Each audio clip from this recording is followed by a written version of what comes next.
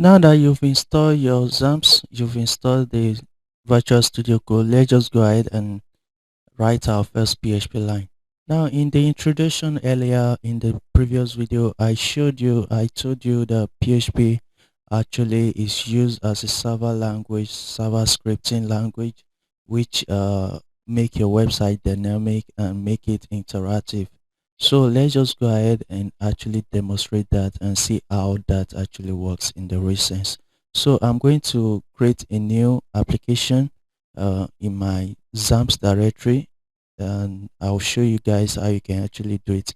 So the first thing we need to do is open our XAMPP.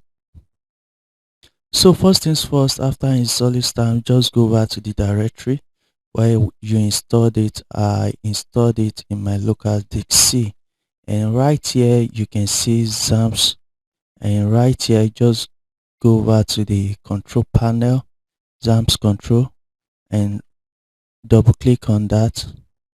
So my server is configured to auto start, so whenever I open the control panel it starts itself, and you can do this by coming over to control and just go to Apache and MySQL. So those are the two that we need for now. Let's just go ahead and start those services and come over to your ht dot and create a new folder right here.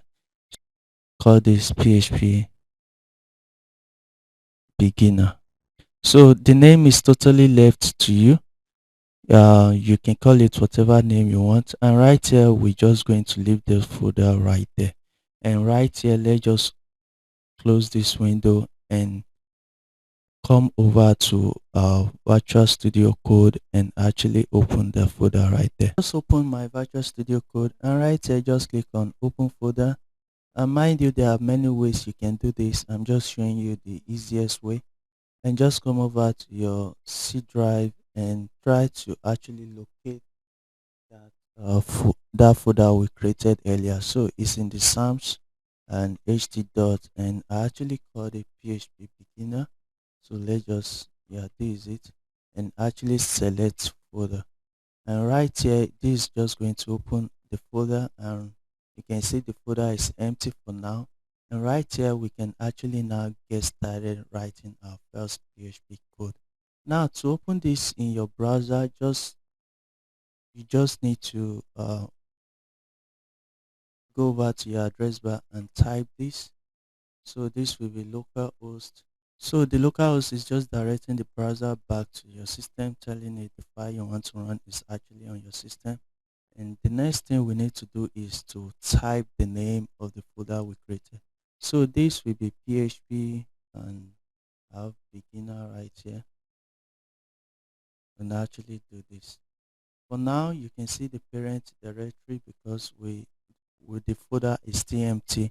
And right here, let's just go ahead and create a new file, and let's just call this index.php. Now remember, all PHP file must end with a .php. That is one of the first rules you need to remember. So right here we created our index.php, and it's empty for now. And if we should go ahead and refresh, and you can see the message here has been cleared, and let's just go over here and type something, and let's type some random words and save that. You can save with Control S. So save that and actually refresh, then you can see that.